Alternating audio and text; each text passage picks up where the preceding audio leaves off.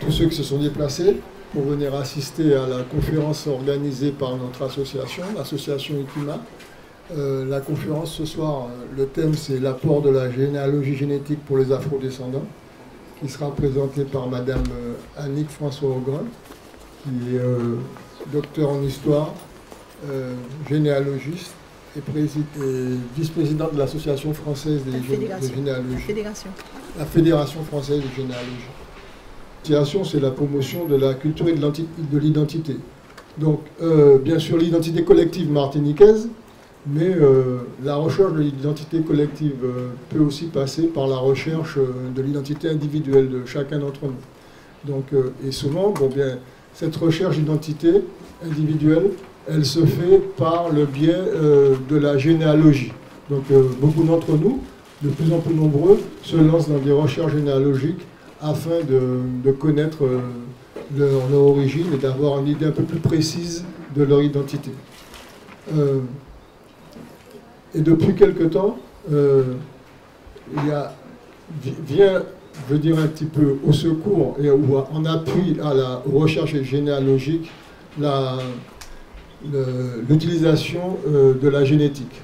Donc bon, je ne vais pas aller plus loin sur les explications concernant ce thème. Bon, je vais laisser à Madame François Augrin le soin de vous expliquer de quoi il s'agit et justement quel a été l'apport de la généalogie génétique pour spécifiquement les afrodescendants et donc pour les Martiniquais en général. Bon, les afrodescendants en particulier, mais peut-être aussi pour l'ensemble des êtres humains et des Martiniquais. Donc, je ne vais pas rester plus longtemps à parler et je vais laisser la parole à Madame François Augrin, à Annick. Alors, quand même, je voulais vous dire, sans que, grâce à la généalogie génétique, j'ai retrouvé une cousine que je ne connaissais pas, donc c'est Madame François Augrin. C'est vrai, effectivement. Bonsoir. C'est vrai que c'est l'anecdote, mais on se connaît depuis pas longtemps par la génétique, puisque quand j'ai fait mon analyse ADN, j'ai eu 900 cousins potentiels. Et dans la liste, j'ai envoyé des mails à ceux qui étaient en Martinique. Et j'ai vu Christian Jean-Laurent, j'ai dit, bon, c'est qui ça? J'ai envoyé, il m'a répondu. Et j'ai dit, voilà, dans mes ancêtres, il y a... Je suis une demoiselle Narès et tout. Et il me dit, mais moi, j'ai une ancêtre Narès aussi. Et on a constaté que, en fait, nos arrière-grands-parents étaient frères et sœurs. Voilà, grâce à la génétique. Donc, c'était formidable. Du coup, il est venu chez moi. On a sympathisé tout de suite. Et en fait, en mettant en contact avec nos généalogies, on s'est rendu compte qu'il y avait beaucoup de... En fait, c'est normal, hein, qu'on avait beaucoup de noms qu'on retrouvait... il y avait la branche Narès, mais à côté de la branche Narès, il y en avait d'autres aussi qui étaient proches sur le Vauclin, Rivière-Pilote, etc. Donc, voilà. Donc, c'était quand même assez amusant de s'être retrouvé sur ça. Et puis, quand il m'a dit justement, on doit faire une conférence. Et puis, j'ai proposé ce sujet qui me tenait à cœur, puisque c'était par ce biais qu'on avait fait connaissance. Voilà. Donc, d'abord, merci beaucoup pour... Voilà. Alors, l'apport de la généalogie génétique, de quoi il s'agit? Ce que je pourrais vous dire en introduction, c'est que en moins d'une vingtaine d'années, une véritable révolution s'est réalisée sans pour autant susciter de modifications profondes chez les historiens de la Caraïbe, pour le moment. En effet, les problématiques n'ont pas encore été prises en compte. Aucune problématique n'a encore pris en compte l'apport de la généalogie génétique pour les afrodescendants de l'Amérique et des Caraïbes. Alors, pourquoi on peut parler de véritable révolution? Alors, à la demande de Cécile Selma, qui était alors directrice du musée d'archéologie, nous avons entrepris une vaste enquête de démographie historique, peut-être que certains d'entre vous s'en souviennent, et le but était de retrouver les traces amérindiennes dans la population martiniquaise en étudiant les registres paroissiaux et d'état civil. Notre conclusion était que seul l'ADN permettrait de clore définitivement cette enquête. Alors, nous avons eu l'honneur de constater que cet arbre généalogique a été publié dans la Revue française de généalogie de mars 2019, donc très récemment.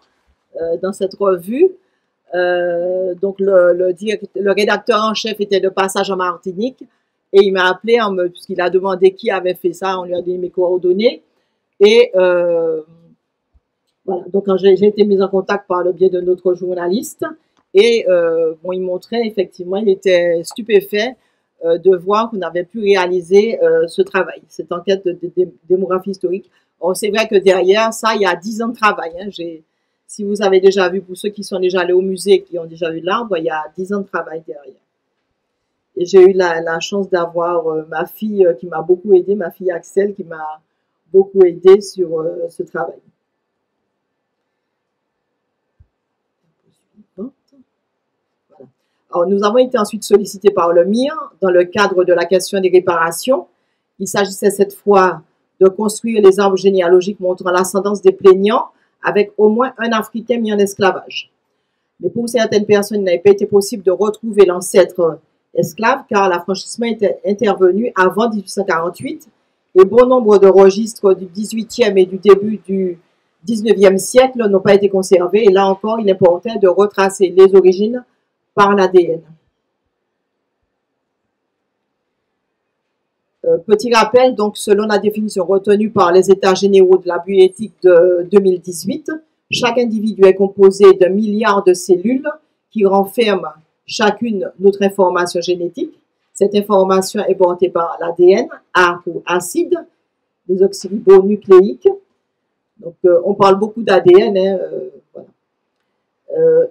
Si vous voulez après vous plonger dedans, donc il y a ce livre-là qui a été écrit par un oncologue, donc un professeur de médecine, donc un Américain d'origine indienne. Il était une fois le gène et il parle de l'Antiquité à nos jours pour retracer tout ce qu'il y a derrière cette recherche ADN. Donc ça s'est accéléré surtout au XXIe siècle, en l'espace de quelques années.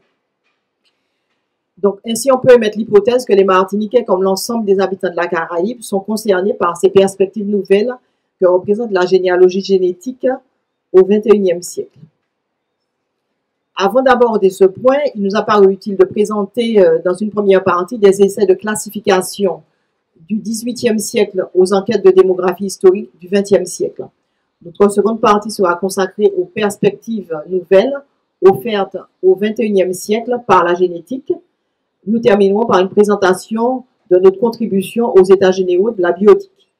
Je précise que je suis historienne, généalogiste, mais pas généticienne. Donc, il ne faudra pas me poser des questions qu'on poserait à un médecin. Voilà.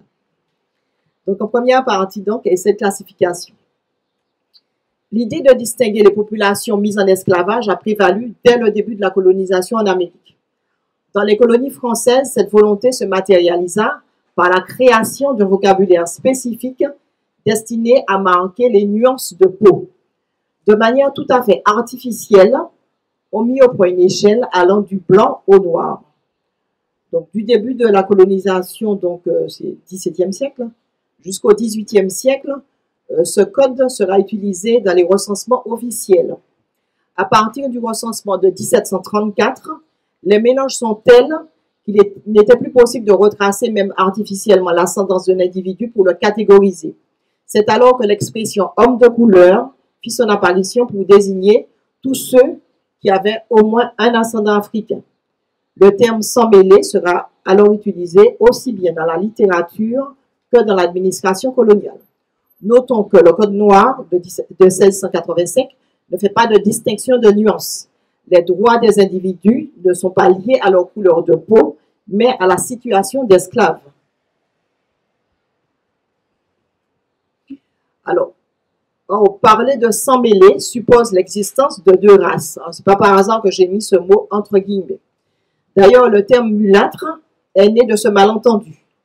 L'idée qu'un hybride ne pouvait se reproduire fut mise à mal avec les premiers descendants des sang mêlés.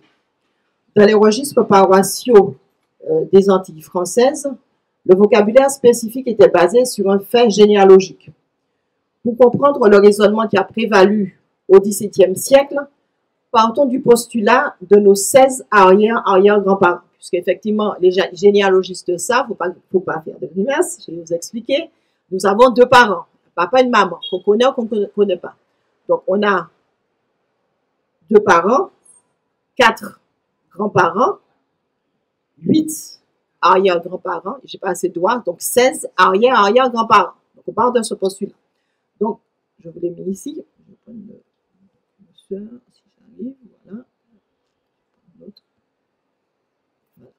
Donc, j'ai mis ici l'individu issu d'une alliance entre un blanc ou une blanche, ça pouvait arriver, un noir, une noire, aurait donc 2 grands-parents blancs et 2 grands-parents noirs. L'enfant issu de l'alliance entre ce métis, qu'on appelle mulâtre, et un blanc, aurait 6 arrière-grands-parents blancs et 2 noirs, soit un quart de son ascendance. À la 3e génération, on va dénombrer 14 ascendants blancs et toujours 2 noirs, soit 1/8 de l'ascendance. Là, c'est clair? C'est clair pour tout le monde? Voilà. Alors, le problème, c'est qu'on a transposé des règles de généalogie en estimant que l'alliance entre blanc et noir porterait 50% de sang de l'un et de l'autre et donnait naissance au mulâtre, être hybride. Exemple de registre de la paroisse Saint-Michel du François. Bon, j'ai transposé, donc je ne sais pas si vous arriverez à lire, c'est un petit peu difficile. Le 21 juillet 1770 a été baptisé par moi, sous-signé curé de cette paroisse, Balthazar, mulâtre, né le 29 du mois dernier, fils naturel de Mariette, négresse libre. Donc Balthazar, c'est un mulâtre, né d'une négresse. Ce Balthazar, donc on suppose donc voilà qu'il est né de parents certainement blancs. Autre exemple, à la 2e génération, on a parlé de quarteron, donc un quart de sang noir. À la 3e génération, octavon, c'est-à-dire 1/8 de sang noir. Et à la génération suivante de cet octavon avec un blanc et une blanche, le terme mamelouk ou mestif ou métif était utilisé. Toujours extrait de la paroisse du François. L'an 1700 et le 31e jour du mois de décembre a été baptisé par moi, sous-signé curé de cette paroisse, Jean-Bernard Mamelouk, né le 9 de ce présent mois, fils illégitime de Charlotte, mestive, résidente en ce bourg. Autre exemple significatif, dans la mesure où il s'agit ici de descendants de Kalinago classés à tort comme mestifs, donc qui sont dans l'arbre généalogique qui est au musée. On nous dit que le 25e jour du mois de janvier 1770 a été baptisé, donc le curé, donc dit par moi, sous-signé curé de cette paroisse, François, fils né en légitime mariage de François Mestif, dit ordinairement le bœuf, pêcheur de profession, et Marie Mestif, résident ce bout, tous deux libres de naissance, le père de cette paroisse, la mère de Trinité, etc. Un autre extrait d'un registre de la paroisse Saint-Laurent du Lamentin, c'est le 21 avril 1763, qui a été baptisé donc Marie-Charlotte, qui est donc mulâtre, mestive, illégitime, née de Mathilde mulâtresse. Donc une mulâtresse avec un blanc, donc ça donne, donc c'est ce qu'on appelle un octavon. J'ai été surprise parce que j'avais un élève dans les années 90, je crois que quelqu'un l'avait appelé Chabert ou mulâtre, il a dit non, moi je suis octavon. J'ai dit, ah ben, sur ton nom, moi madame, je suis un octavon. J'ai dit, eh ben, ce vocabulaire, il est encore court. Alors, à partir de 1830, une série d'ordonnances viendra interdire de catégoriser les individus dans les actes d'affranchissement. Ainsi, l'ordonnance royale relative aux affranchissements des esclaves du 12 juillet 1832, qui a été promulguée au journal officiel de la Martinique le 13 septembre 1832, analyse les cas de recours ou d'éligibilité aux mesures proposées. Et cette ordonnance précise le cadre dans lequel sera accordée la liberté, mais en aucun cas la décision n'est liée à l'état de l'individu au regard de sa pigmentation. En revanche, le vocabulaire spécifique aura cours dans les actes jusqu'à la veille de l'abolition de l'esclavage de 1848, puisque j'ai retrouvé dans les registres d'état civil du Robert un acte d'affranchissement, c'est le dernier dans la commune, du 17 mai 1848, de Constance, qui est qualifiée de négresse, qui était âgée donc de 71 ans. Alors, il est vrai aussi que Certains scientifiques avaient défini une théorie de l'hérédité qui semblait aller dans le sens de cette catégorisation raciale. Vite. Je retrouvais aussi un ouvrage que j'avais chez moi, donc les sœurs, donc d'Arlette Gauthier, les sœurs Solitude, qui est consacré à la condition féminine de l'esclavage aux Antilles au XVIIe, XIXe siècle, qui a été publié en 1985. Et là, elle parle d'une quarteronne, c'est-à-dire qu'elle a un quart de sang noir. Autre exemple, dans une étude qui a été consacrée à Saint-Barthélemy en 1984, les auteurs écrivent qu'on comprend sous la dénomination de gens de couleur les nègres, mulattes, quarterons, métis et autres sans mêlés, quelle que soit la proportion de sang noir et de sang blanc. Et pourtant, c'était une étude intitulée « Généalogie et génétique ».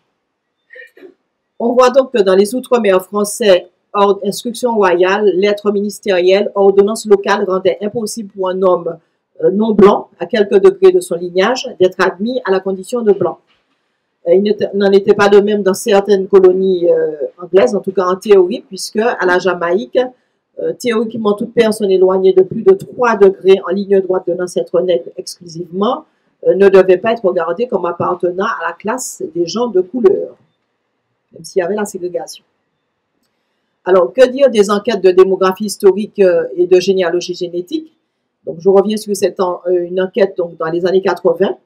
Donc, il y a eu plusieurs études de généalogie génétique qui sont menées. Alors, d'abord par des médecins parce que, bon, il y a les maladies héréditaires. Donc, les médecins ont fait beaucoup de génogrammes de parenté dans les années 80. Et puis, les sociologues et historiens se sont emparés, effectivement, de cette méthodologie. Donc, il s'agit souvent de créer des fichiers qui étaient destinés de mieux connaître des maladies rares dans le cadre de médecine. Et dans le cas de Saint-Barthélemy, il y a une étude qui a été menée par 2 chercheuses, Francine Mater et Yolande Lavoie. Elles ont travaillé uniquement sur la population blanche de l'île de Saint-Martin, dans la mesure où cette population était caractérisée par un isolement biologique quasi total pendant 3 siècles, et une organisation sociale que certains d'entre nous connaissent, qui a conduit à des isolats d'endogamie. Cette spécificité s'exprime par une structure génétique originale dont ces chercheurs ont pu démontrer les fonctionnements en créant leur généalogie ascendante et descendante aussi complète que possible. Vous pourrez effectivement retrouver cet extrait dans les annales de démographie historique. En tapant sur Google, vous allez trouver le texte complet. Donc, à travers ces sources disponibles, elles ont effectivement pu constituer un fichier, mais à cette époque-là, il n'était pas possible d'aller plus loin en matière de génétique, surtout, par exemple, faire des rapprochements avec la population suédoise. Alors, quant à l'enquête de démographie historique de Martinique, que j'ai eu l'occasion de mener pour le compte du musée d'archéologie de Martinique, entre 2002 et 2009, l'objet était différent. L'objet était de confirmer ou non la présence amérindienne dans la population martiniquaise et surtout détruire le mythe du fameux tombeau Caraïbe, lieu où les Kalinago se seraient suicidés. Alors, il y a une première exposition en 2004 qui a permis de mettre en évidence les preuves généalogiques de l'ascendance amérindienne dont se réclamaient de nombreux Martiniquais. Et puis en 2009, l'accent a été mis sur les personnalités d'ascendance amérindienne, Ralph Tamar, Tony Chasseur et Alex Rosette. Et l'arbre généalogique montre leur ascendance Kalinago, donc dans leurs 2 familles, les familles sylvestres, Rosette, etc. Et l'exposition fait partie de l'exposition donc au musée. Donc voilà donc les 2 affiches de l'exposition, celle de 2004 et celle de 2009. Et dans le dossier de presse, nous avions indiqué qu'un des objectifs était de montrer la nécessité d'étendre ce travail et d'identifier les perspectives nouvelles que la recherche nous propose, notamment croiser ce travail avec une recherche ADN. Donc voilà. Dans ce dossier de presse de 2009, j'ai conseillé qu'un seul exemplaire.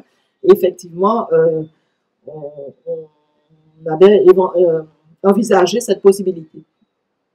De même pour la population d'ascendance africaine, qui est largement majoritaire en Martinique, les registres d'actes d'individualité de 1848 et 1875 renvoient à des parents inconnus nés en Afrique.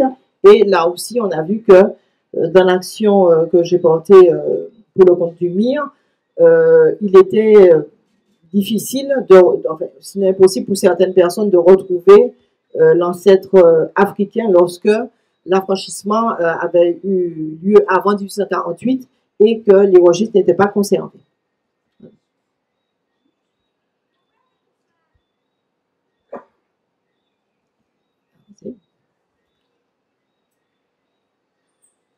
Avant de passer à ma deuxième partie, si vous avez des questions, je peux y répondre, oui.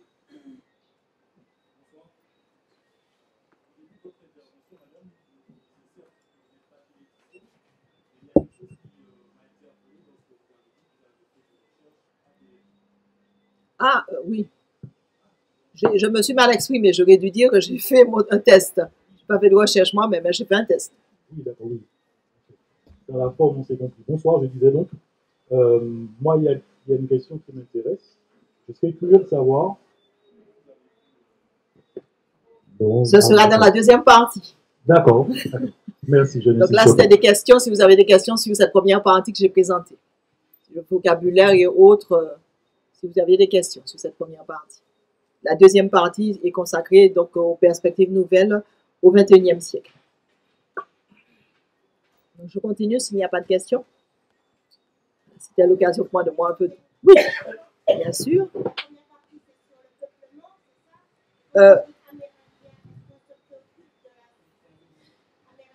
Les Kalinago de Martinique.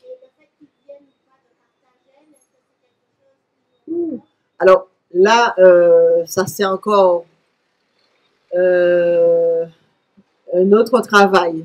C'est pas mon domaine parce que moi je suis historienne et je vais vous parler tout à l'heure des travaux du professeur Chaline et c'est plus lui qui combine l'archéologie, la paléontologie, etc. Plusieurs sciences qui vont mettre en évidence, quand je vous parlerai des haplogroupes, qui permettent de tracer tous les mouvements migratoires.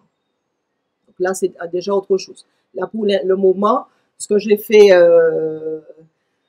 en 2004-2009, c'était un travail de démographie historique qui consiste à, exactement comme un démographe, sauf que le démographe de l'INSEE, il vous appelle ou il va chez vous et il fait son enquête.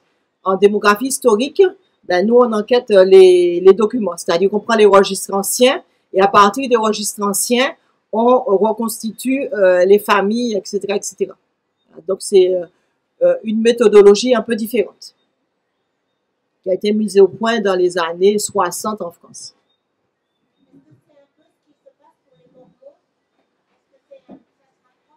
Alors, j'allais dire oui et non parce que Family Search, donc, qui est la grosse association des Mormons, donc je suis en contact avec, il y avait d'ailleurs le responsable Amérique de Family Search, je vais venir au mois d'avril, il a reporté son déplacement, donc il y a un gros travail, c'est-à-dire que ça c'est, on va dire que c'est en parallèle, parce que leur objectif c'est de reconstituer les familles pour pouvoir les baptiser, pour que ces familles puissent composer en paix. Donc moi, mon travail, bon, eux, c'est dans le cadre de leur église qui vont faire leurs recherches. C'est pourquoi la généalogie, c'est très important pour eux, puisqu'il faut, ils estiment que tant que l'ensemble de la fratrie n'est pas retrouvé dans la généalogie, n'est pas baptisé, donc il y a une cérémonie, etc., ils ne peuvent pas reposer en paix. Et donc, ils font ces recherches-là dans ce but.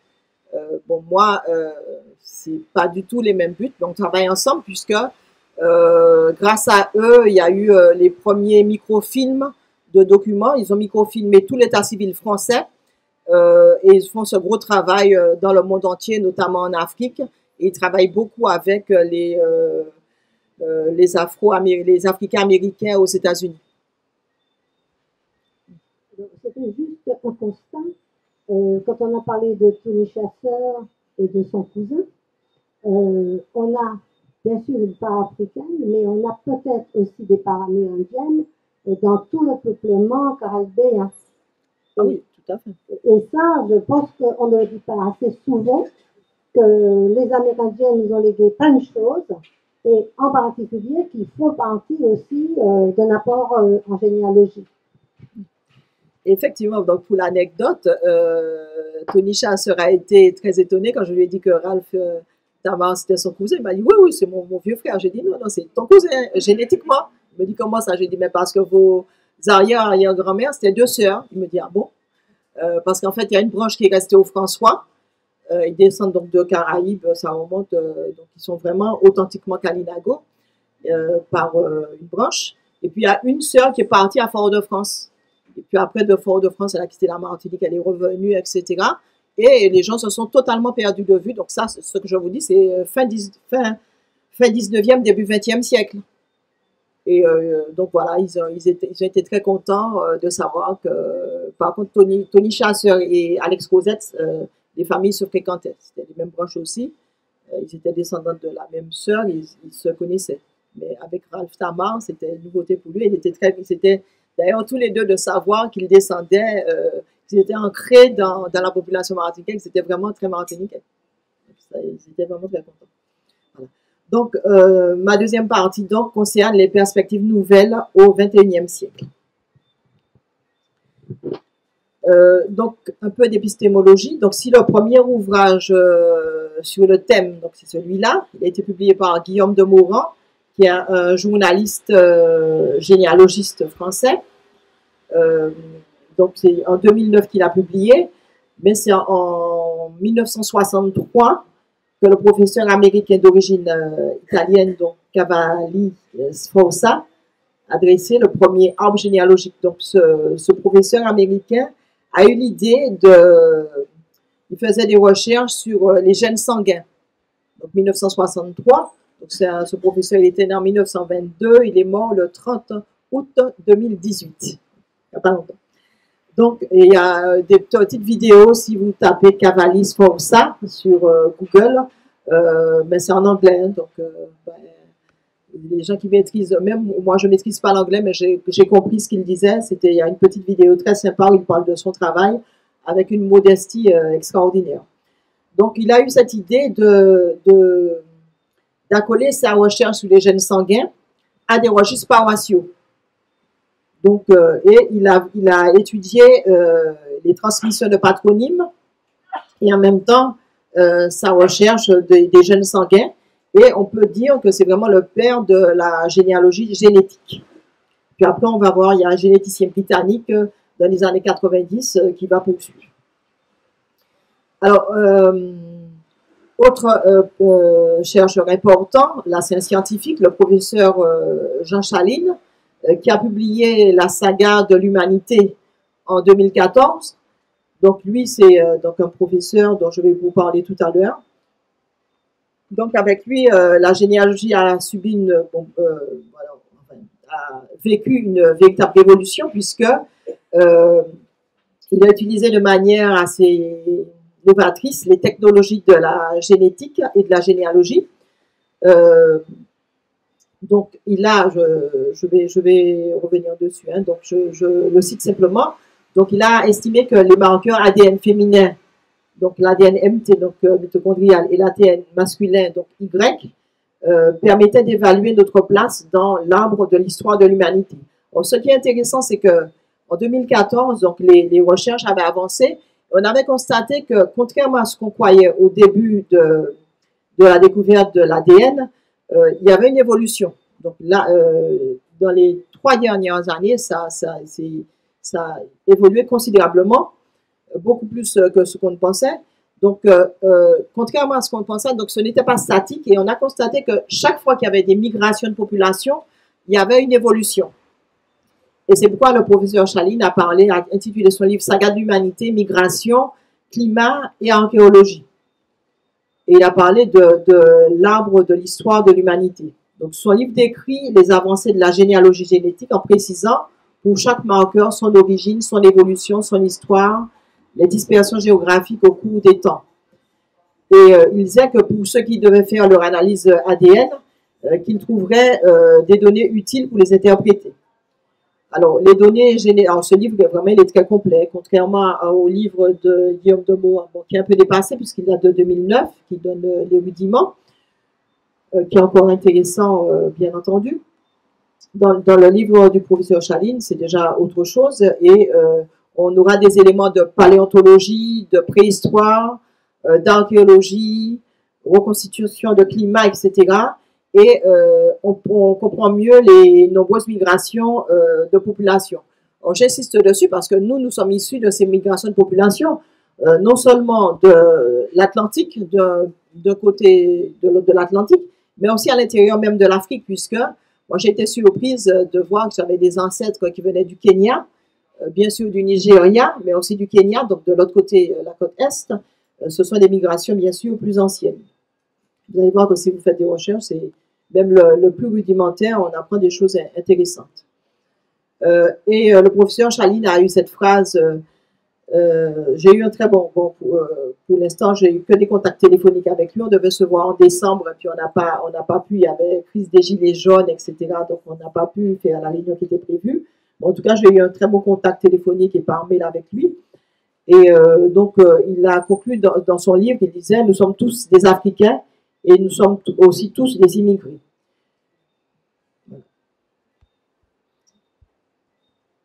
Autre ouvrage intéressant, ce petit livre pour les gens qui connaissent la collection Que sais-je. Il s'agit donc de deux professeurs français, Dominique Stoppa-Lyonnais et Stanislas Lyonnais, qui estiment que penser que parce que quelques traits physiques sont quasi constants dans une population, en particulier la couleur de peau, les génomes des individus qui la composent sont identiques et que cette identité les réunit en un groupe fermé génétiquement distinct sont des extrapolations fallacieuses et biologiquement infondées. Alors, dans ce petit livre, effectivement, qui est les 100 mots de la génétique, qui est très facile à lire puisque ce sont de petits articles, il nous explique comment depuis les années 50, les chercheurs ne parlent plus de race. Ils savent bien que les races, ça n'existe pas. Il y a une race humaine. Peut-être que dans la presse, on ne le dit pas suffisamment.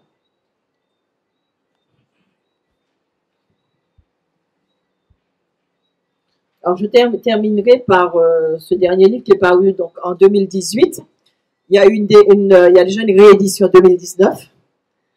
Et donc, l'auteur, Nathalie Jovanovic-Floricourt, elle est originaire de La Réunion, donc elle a été intéressée aussi, bon, elle est généalogiste et elle a été intéressée par la génétique, pour diverses raisons.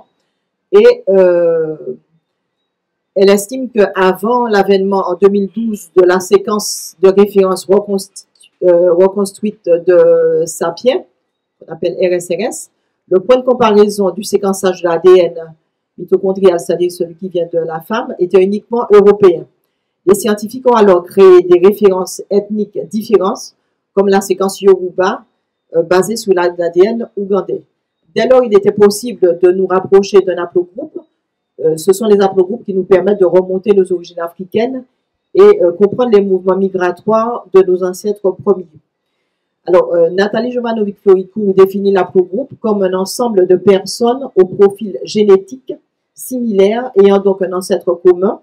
Et le document que vous voyez au tableau est extrait des pages 21-22 de ce livre, et il y a quelques exemplaires qui pourront vous être distribués tout à l'heure.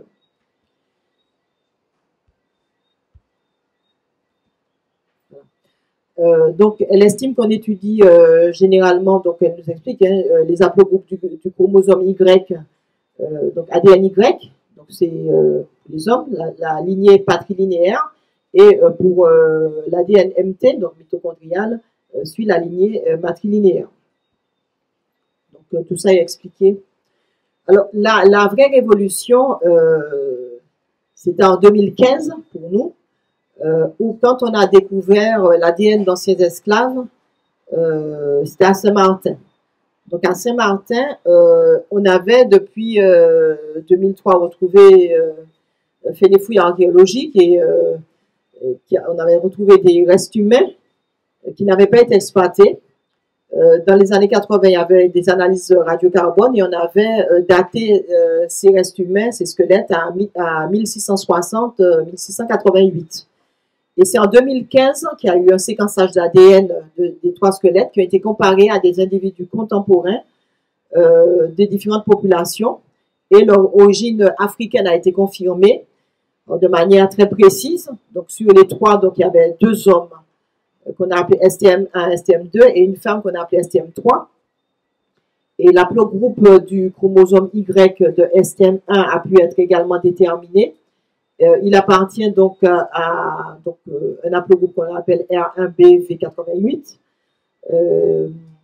qui est fréquent autour du lac Tchad, et puis qu'on trouve au nord du Cameroun, en correspondance donc avec un haplogroupe mitochondrial. Et autre chose aussi, on a vu que pour cet individu STM1, on était pratiquement sûr qu'il était originaire du groupe Bantou, alors que STM2 et STM3 étaient probablement originaires de groupes non Bantou, du Nigeria ou peut-être du Ghana. Donc ça, c'était en 2015. Et puis, très récemment, il y a quelques semaines, vous avez certainement le souvenir de cette information qui a choqué certains Britanniques. C'était dans les années, il y a eu des fouilles archéologiques, on avait trouvé le squelette de l'homme qu'on avait appelé l'homme de Cheddar, et qui datait d'environ 10 000 ans. C'était le plus ancien squelette d'Homo sapiens qu'on avait retrouvé en Grande-Bretagne, et donc on avait fait une première reconstitution. Et en 1990, il y avait des recherches qui avaient été menées par un généticien britannique. Il a eu l'idée de comparer les données génétiques de ce squelette avec les habitants de la région. Et on avait retrouvé donc la photo qui est ici de ce monsieur, qui était professeur d'histoire, et on avait vu que c'était lui qui se rapprochait, qui avait une séquence ADN qui était très proche de cet homme préhistorique, et on avait fait une reconstitution à partir un peu du visage de son descendant. Et puis, il n'y a pas longtemps, donc vous avez entendu donc à la radio, à la télé, sur Internet, donc on s'est rendu compte que on avait la preuve d'une continuité génétique et non pas une hypothèse, qu'il s'agissait d'un homme aux yeux bleus, aux longs cheveux, mais à la peau noire. Et ça a choqué des Britanniques qui disaient comment ça se fait, etc., etc.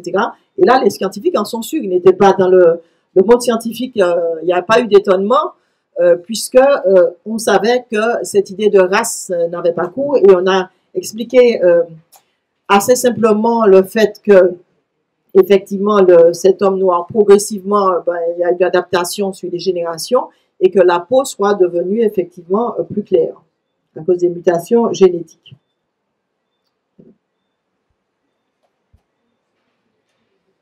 Alors, depuis l'année dernière, il y a des enquêtes génétiques qui se font. Donc, en France, en mai 2018, 20 000 personnes sur les 66 millions de Français ont été interrogées, donc 0,03% donc, ont répondu à un sondage sur les Français et les recherches ADN. Et de mon côté, moi, j'ai fait entre octobre et novembre une petite enquête, donc j'ai eu 73 réponses, j'avais interrogé à peu près 200 personnes.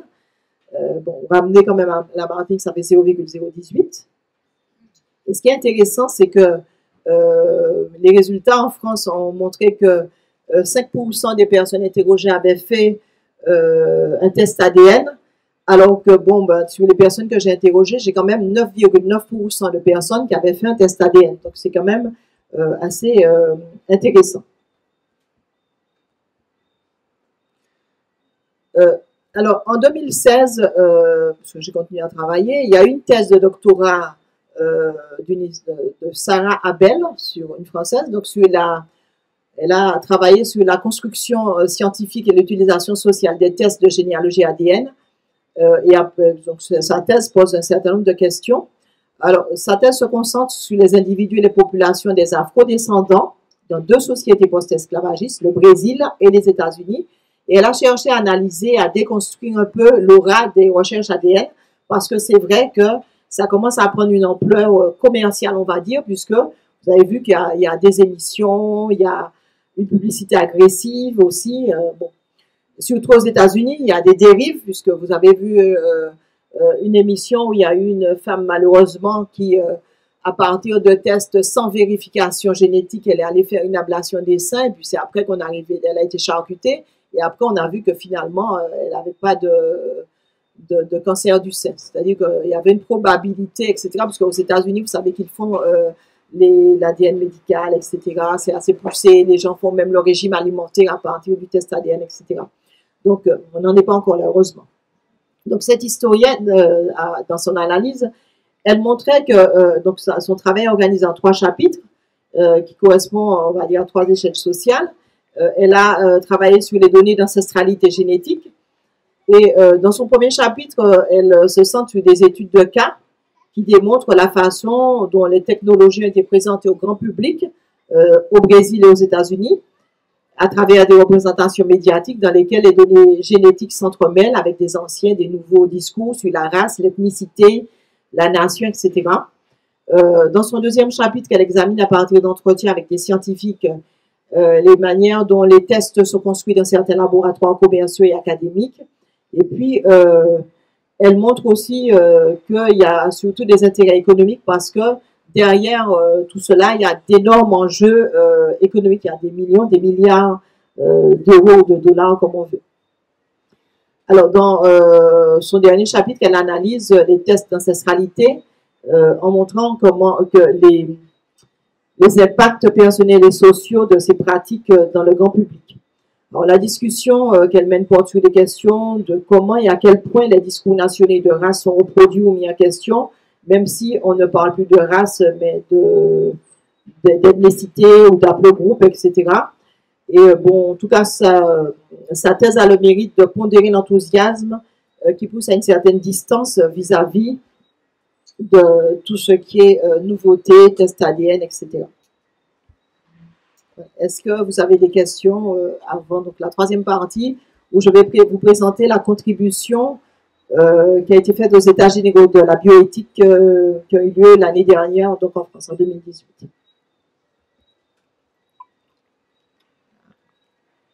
Donc, s'il n'y a pas de questions, je vais continuer.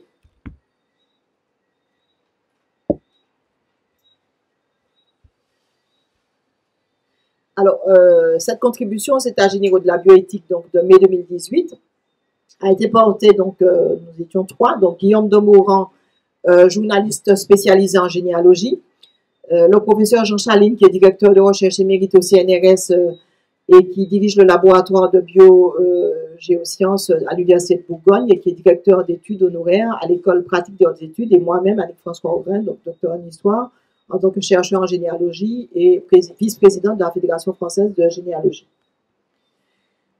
Alors, la généalogie génétique, elle poursuit 2 buts. Donc, je vous présente intégralement cette contribution.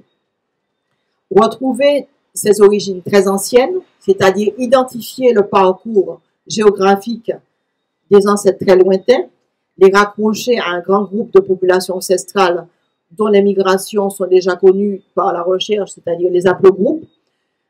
Deuxième but de la généalogie génétique, se trouver des parents, des cousins, ça a été mon cas, qui ont fait le même test et entrer en contact avec ces cousins génétiques lointains ou proches et tenter de relier l'arbre généalogique.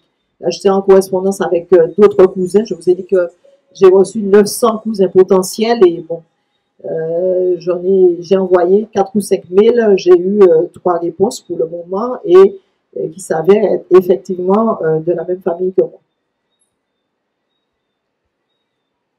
J'ai pas appelé, j'ai des gens aux États-Unis, en Finlande, etc.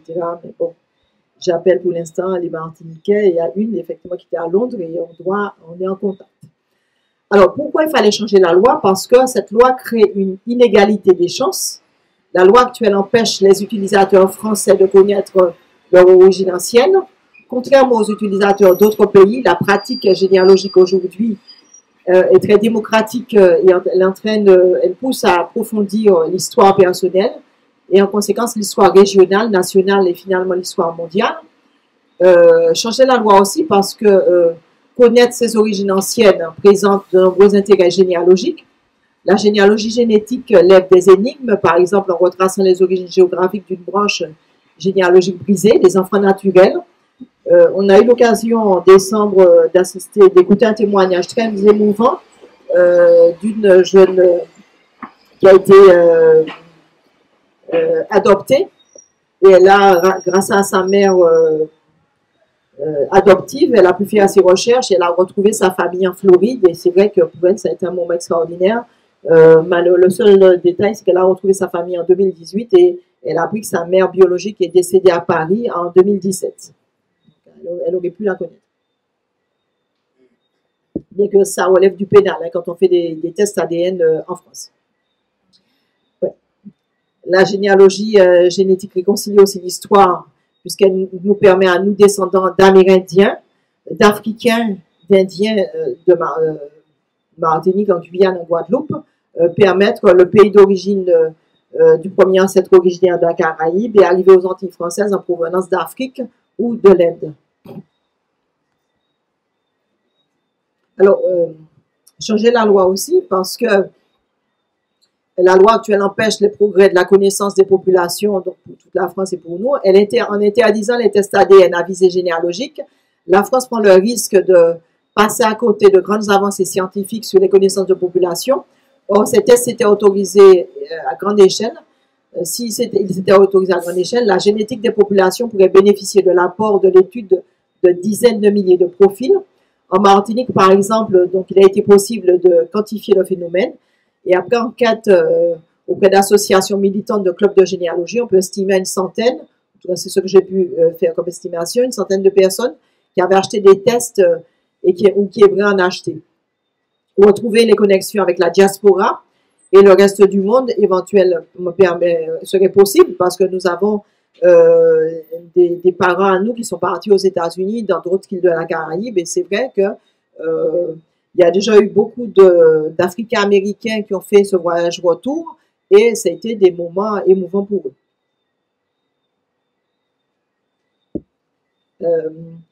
Non seulement donc ces tests, avec ces tests, on a un mouvement vers une meilleure, connaissance des populations, donc en France, donc plus de tolérance aussi, surtout la quête d'identité, qui freine souvent le désir d'investissement des individus. Donc connaître ses origines pour nous antillais, donc bien sûr c'est fondamental. Et c'est interdit en France.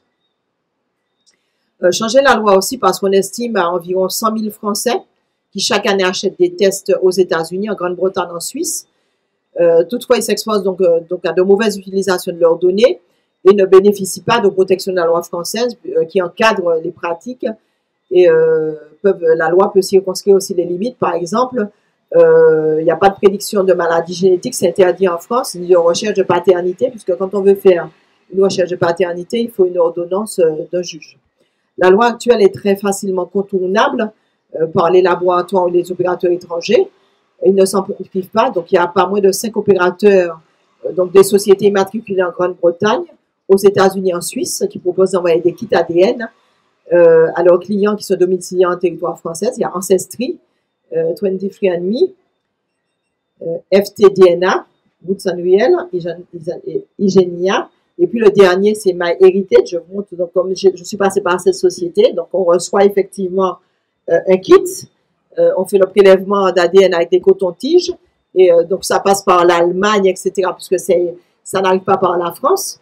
Et ensuite, vous postez, vous recevez par Internet vos résultats. Et cette société, donc, j'ai eu la chance d'entrer en contact avec une des responsables de la société qui est en Israël. Bon, elle travaille en Grande-Bretagne, c'est une Française. Et elle m'a donné quelques informations.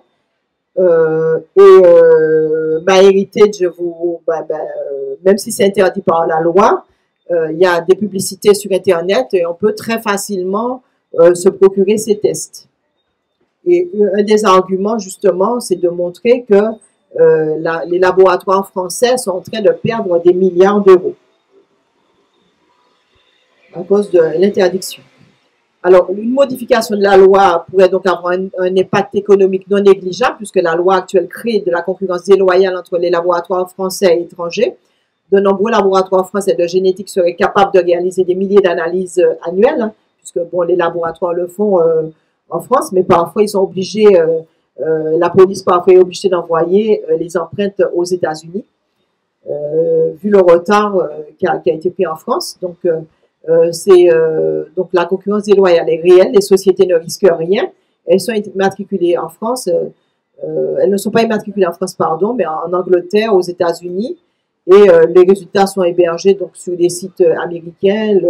Récemment, vous avez peut-être vu une émission où on montrait un Français qui avait pris l'avion, qui avait été reçu dans un laboratoire aux États-Unis. Il avait retrouvé effectivement sa famille, il avait été séparé, il avait retrouvé sa famille américaine, etc. Donc, bon, vous savez que, donc il y a une loi, mais si l'émission a eu lieu, c'est que, bon, ben, on est au courant, mais on ne fait rien, mais c'est quand même interdit et effectivement, aucun laboratoire ne veut s'exposer à des pénalités. Voilà.